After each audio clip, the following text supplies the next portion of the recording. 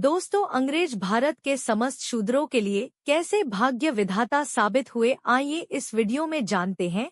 जब अंग्रेजों ने रेलवे लाइन पूरे देश में बिछाना शुरू किया तो ब्राह्मणों ने हिंदू समाज को भड़काकर उसका जबरदस्त विरोध किया था।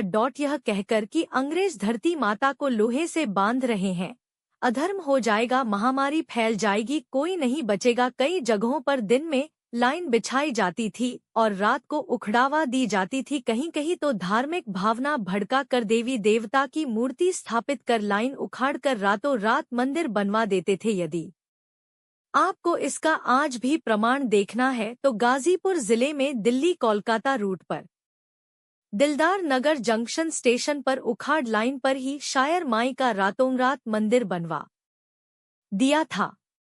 अंधविश्वासी जनता के जबरदस्त विरोध के कारण अंग्रेज मंदिर नहीं हटावा पाए थे, इसलिए ट्रैक को उन्हें मोड़ना पड़ा। आज भी दो ट्रैक के बीचों बीच यह मंदिर मौजूद है। ब्राह्मणों ने रेलवे का विरोध इसलिए किया था कि हम लोग शूद्र के साथ नहीं बैठ सकते हैं, पृथ्वी पर अधर्म हो जाएगा, हम लोगों के लिए अलग बोगी नहीं तो डब्बे में ही अलग से ऊंची सीट ब्राह्मणों के लिए बनाना पड़ेगा, तभी हिंदू धर्म की पवित्रता बनी रहेगी। ब्राह्मणों के विरोध के बावजूद अंग्रेजों ने रेलवे के रूप में बहुत बड़ा उपक्रम भारतीयों को दिया, एक नरबली जो कि शूद्रों की दी जाती थी। अंग्रेजों ने इसे रोकने के लिए 1830 में कानून बनाया था। 2 ब्राह्मण जज पर रोक सन 1919 ईस्वी में अंग्रेजों ने ब्राह्मणों के जज बनने पर रोक लगा दी थी। अंग्रेजों ने कहा था कि इनका चरित्र न्यायिक नहीं होता है। यह 3 शासन में ब्राह्मण को शासन व्यवस्था पर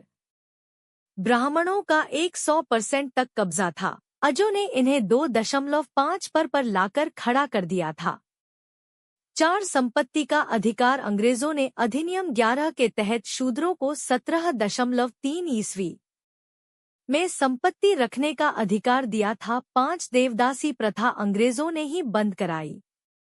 इस प्रथा में यह होता था कि शूद्र समाज की लड़कियां मंदिरों में देवदासी के रूप में रहती थी। पंडा पुजारी उनके साथ छोटी उम्र में बलात्कार करना शुरू कर देते थे और उनसे जो बच्चा पैदा होता था उसे हरिजन कहते थे। 6 नववधू शुद्धिकरण प्रथा सन 1819 से पहले किसी शूद्र की शादी होती थी तो ब्राह्मण उसका शुद्धिकरण करने के लिए नववधू को 3 दिन अपने पास रखते थे, उसके उपरांत उसको घर भेजते थे। इस प्रथा कोड़ोट अंग्रेजों ने 1819 ईस्वी में बंद करवाया। 7 चरक पूजा अंग्रेजों ने 186 ईस्वी में बंद कराई। इसमें यह होता था कि कोई पुल या भवन बनने पर शूद्रों की बलि दी जाती थी। 8 गंगा दान प्रथा शूद्रों के पहले लड़के को ब्राह्मण गंगा में दान करवा दिया करते थे।